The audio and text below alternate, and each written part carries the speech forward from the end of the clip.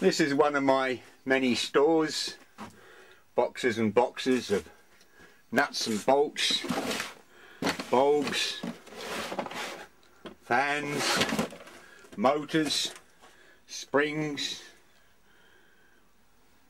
Never bought a nut and bolt in my life. Switches, electric motors. I chuck nothing away, nothing at all. I've 7 sheds similar to this. Every shelf, every available space, there's items marked.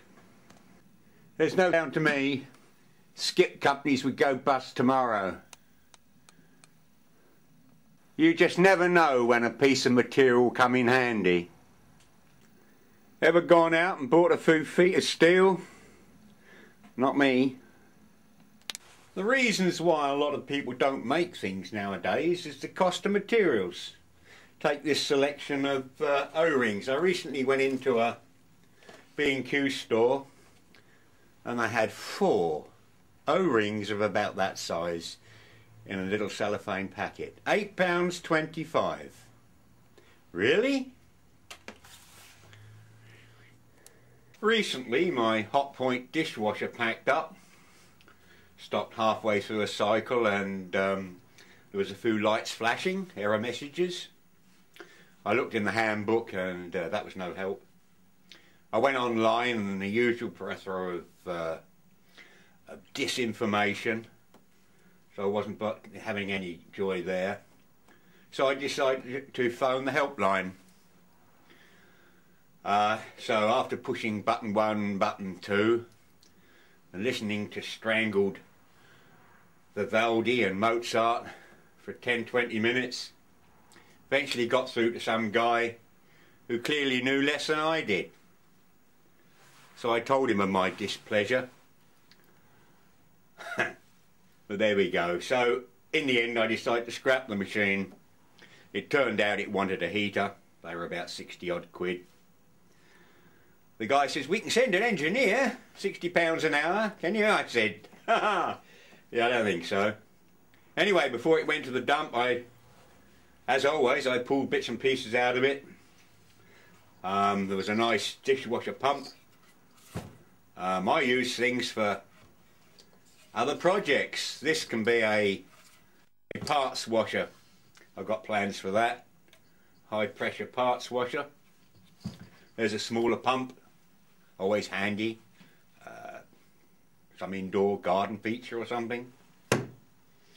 These are handy. These are solenoid water valves. You've got a couple of these on most washing machines. They're bomb-proof. I quite like these. It's a nice simple principle, and I've got a couple of these that are on my automatic greenhouse irrigation system. They work well, and that's probably the smallest atmospheric switch I've seen. I make build pumps devices out of those. I save everything. Micro switches, they're handy for burglar alarms, models, clips, you name it. I throw nothing away. It's always amazed me that we throw millions of tons of all this sort of stuff in the ground and bury it up. I find it absolutely incredible. This is especially true with the younger generation. "Grandad, it's broke." No, it hasn't broke. It's been poorly made or poorly designed, or you've misused it or abused it.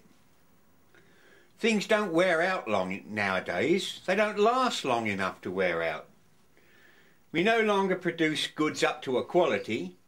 They're produced down to a price. What really rattles my cage is now accepted as the norm. If an item fails just outside its guarantee, people say it's bad luck. No, it's not. You'll hear phrases like inbuilt obsolescence. What madness is that? The deliberate intention to put failure into manufacture just beggars belief.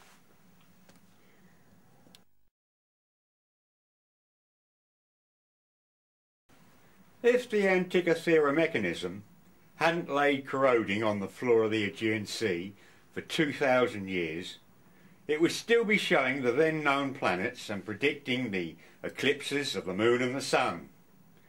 But then the ancient Greeks were pretty backward at that time. They hadn't yet discovered how to build inbuilt obsolescence.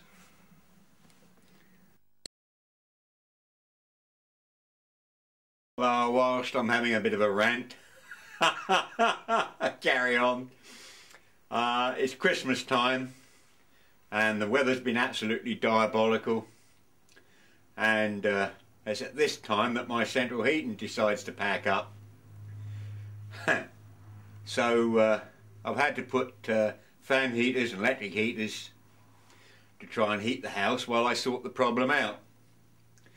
As at this time that the temperature dropped to 13 degrees below, and being an old 1930s property, the loft isn't insulated as well as it should be, and I had pipes freeze up. Fortunately I spotted that one before it thawed out, otherwise I'd have had my roof in. Oh dear, oh dear.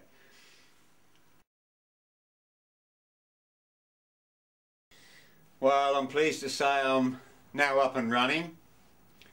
Had to install a new indirect cylinder, copper cylinder, a new pump, 3 or 4 lengths of copper tubing and fittings. By gosh, my wallet's taken a real bashing this week, and hence the weather has turned milder. But I suspect that's something to do with all the fan heaters I'd put on for the last week. Ha ha!